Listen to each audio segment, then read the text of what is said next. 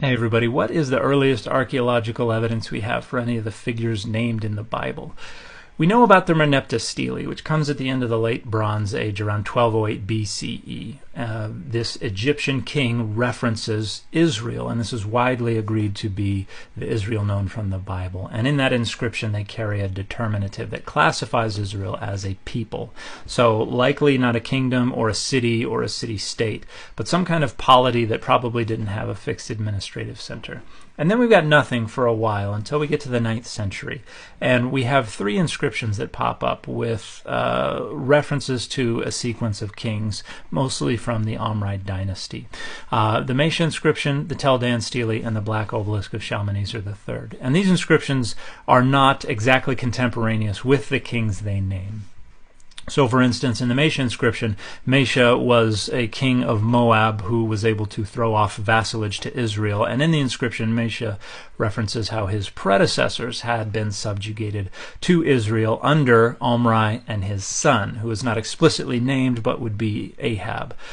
So the founder of the Omride dynasty and his son, who both came before Mesha. So that's the beginning to the middle of the 9th century BCE.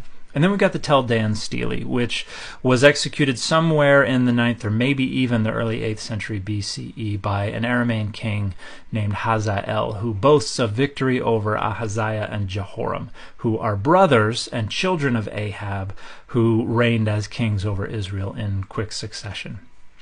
But more famously, the Tel Dan stele has a reference to the house of David. Most likely. There is a minority view among scholars that it is not a reference to the house of David. But even if it is, this is not necessarily direct attestation to any historical David. It's a reference from many generations later to a dynasty known as the house of David. So there's some ambiguity there.